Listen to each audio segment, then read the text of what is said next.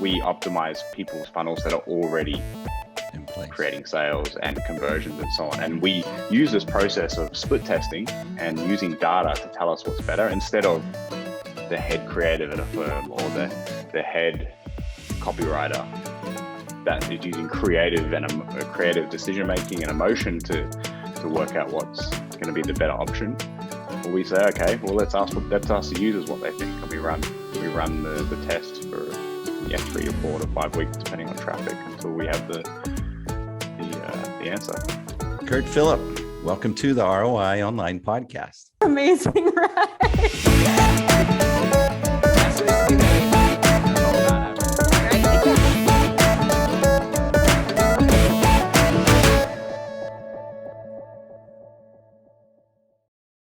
So Kurt, the folks that are watching and listening, these folks are entrepreneurs. I believe that the invisible heroes of our economies are these entrepreneurs. They risk everything. They put everything on the line. And what do? They bring us services and products that improve our lives, but they also help employ a big portion of the workforce in aggregate. And so these conversations are to help enlighten them and give them a leg up in some of the areas that seems very confusing, because when you're running a business, there's this point in time where you look up and you go, I really have to get my act together online. And so these conversations help bring insights and stuff that empower them to do better in that very confusing world. So your company is Convertica, and you're the founder and CEO. Tell us a little bit about what Convertica is and why in the world you chose to plant your flag in conversion rate optimization. Well, that's a good question.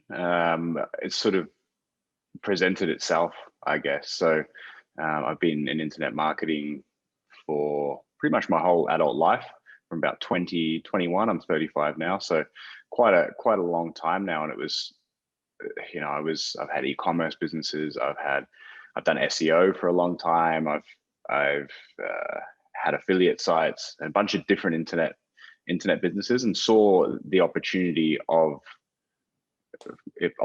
conversion rate optimization growing and growing. Like, there was more people out there pumping tons of money into their businesses, but their websites were crap. That's all it came due to, was like the difference between a developer or someone who develops a website and someone who knows how to sell is two very different things. And I was able to bridge that gap, being a developer myself in the past, then moving more into sales and marketing and type of thing. I was able to bridge that gap, and then going down the rabbit hole of conversion optimization and being able to specialize in just making websites perform better. And it's growing. It's becoming a huge industry now. And there's tons. When I started, there wasn't that many businesses. Of course, there were businesses, but we've been going for about four and a half years right now. And now it's huge. Now there's people everywhere doing it, which is fantastic. Competition is what keeps the business, like the industry, growing and evolving and changing. So when we say conversion rate optimization, give us just a basic explanation of what that is.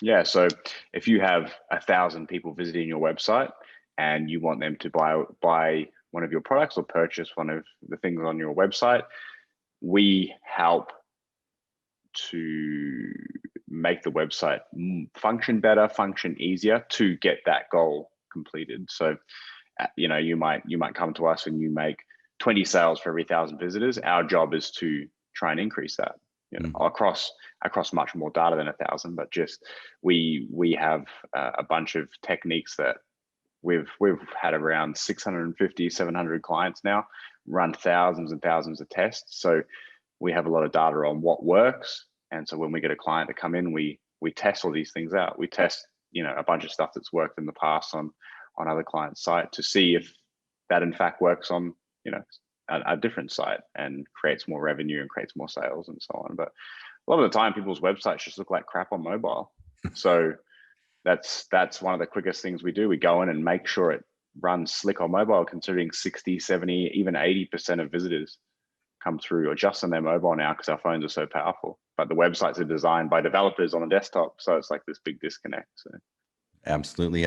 So my book is called The Golden Toilet: Stop Flushing Your Marketing Budget into Your Website and Build a System That Grows Your Business. And I love that you say that most websites are crap, because most of them they're useless. They're like these teenagers that, you go to someone's house and they're teenagers sitting there and they ignore you. They're not helpful. They're self-absorbed, they're messy, and it's like they're useless. And people are struggling to try to get their websites to help them grow the value of their business. And so when we're getting to the conversation of conversion rate optimization, there's been this journey they've been on. When do you see people start to wake up and go, I need to really start to monetize my website better? Yeah, so it's usually when they've already hit a level of success. So it's usually at the point where I'd say the entry level of the type of client we work with is around 7 figures a year in revenue. So it's when they have enough traffic, they have enough orders and sales volumes that we can start testing things out.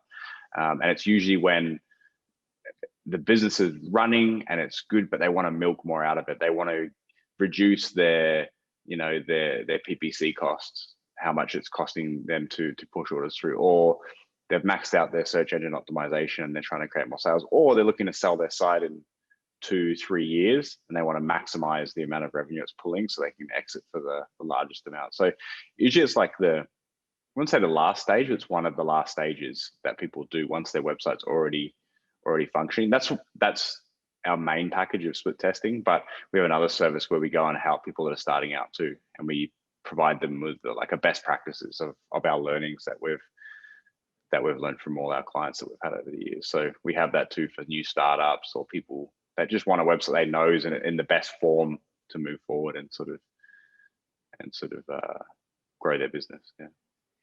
Excellent. So I have these questions I get asked often, and so I just kind of want to run through them quickly.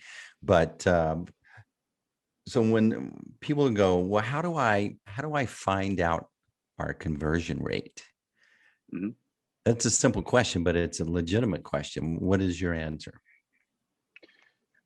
My answer would be, why are you trying to find out your conversion rate? It's a pretty big vanity metric. Even though we do conversion rate optimization, people say, is my conversion rate good? Right? And there's so many variables that come into it.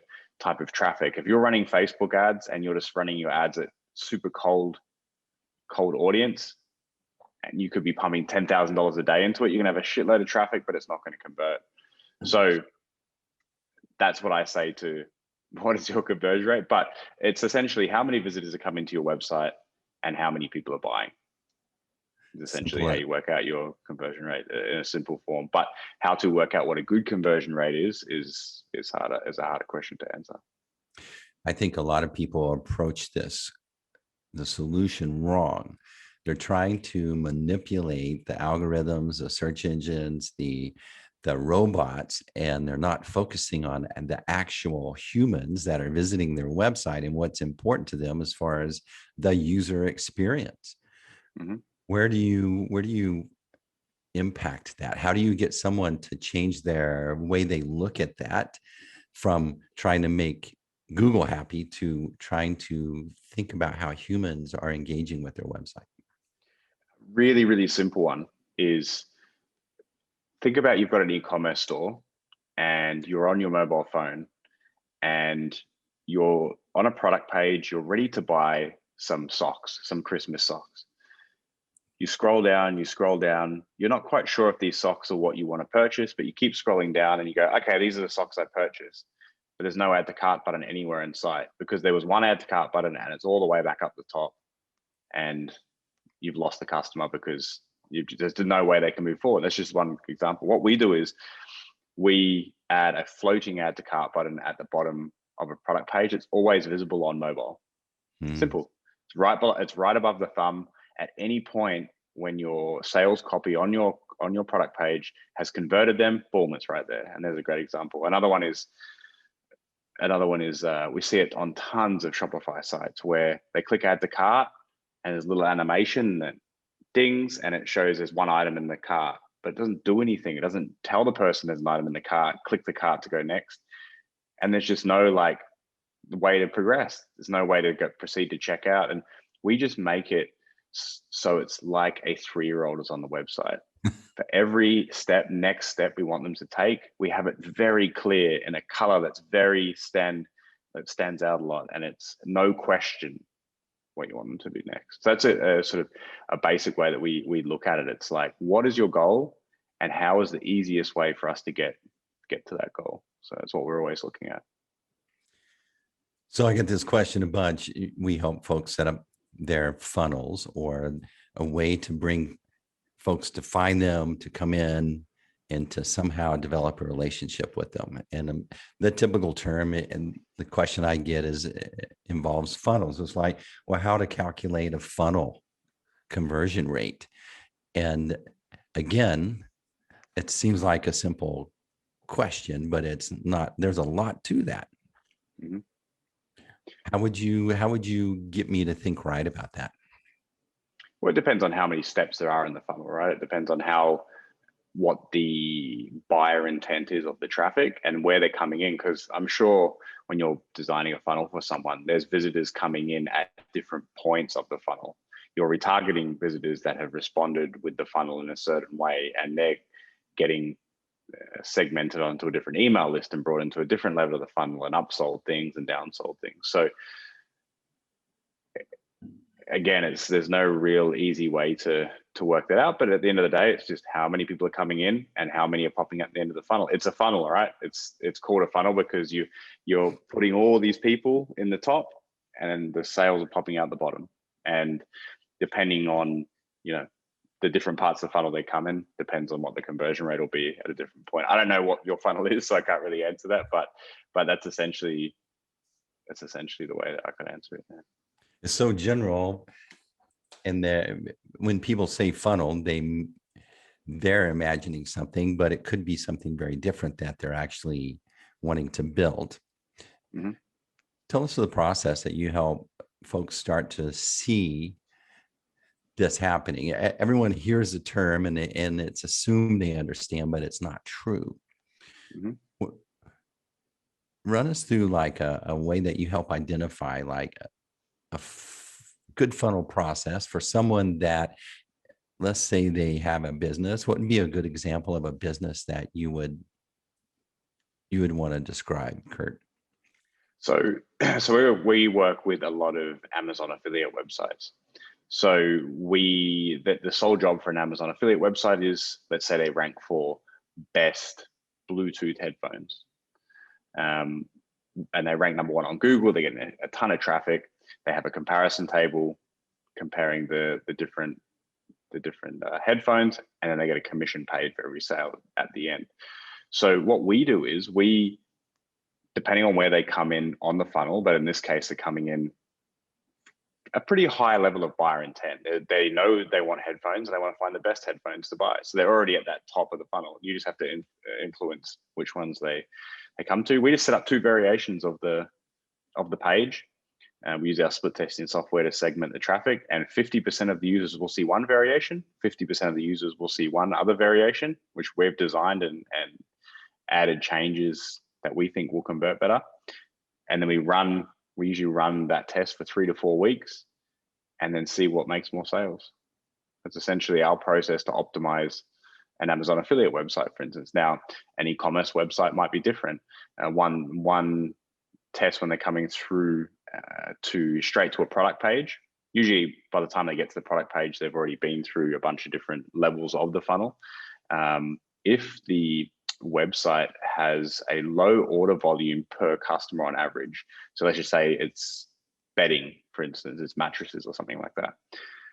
Most of the time, they're just going to buy one mattress. They're not going to buy 10 mattresses, and almost impossible that you have clients. I'm sure there'll be anomalies like a hotel or something that'll do that, but on general, the average order is just one item. What we'll do is when they click add to cart button, they will just go straight to the checkout. Not a lot of websites do this out of the box, so it's like you have to test if these things are going to influence the sales or not. And again, we'll send half the traffic to the original variation, and we'll send half the traffic to the add to cart button that goes straight to the checkout and analyze the sales. So we don't design funnels from scratch. We optimize people's funnels that are already in place, creating sales and conversions and so on. And we use this process of split testing and using data to tell us what's better, instead of the head creative at a firm or the head copywriter that is using creative and creative decision making and emotion to work out what's going to be the better option. Well, we say, okay, well, let's ask the users what they think, and we run the test for 3 to 4 to 5 weeks, depending on traffic, until we have the answer. So what's a minimal amount of traffic that your website needs to be receiving to have good data to help you reveal these insights? Yeah, so it's broad. It's a mix of traffic and conversions, but essentially, you can usually get a conclusion between 5 and 10,000 visitors per page, though. But if you don't have that amount of visitors, you can also combine pages if it's like the same product page layout. So you can do a whole site-wide test of all the product pages. It's not as accurate, but it is a way that you can do it. But yeah, generally between 5 and 10,000 is a nice number that you can start to get conclusions from. Sometimes a lot higher, sometimes a bit lower if the conversion rate's high, but yeah, generally around that.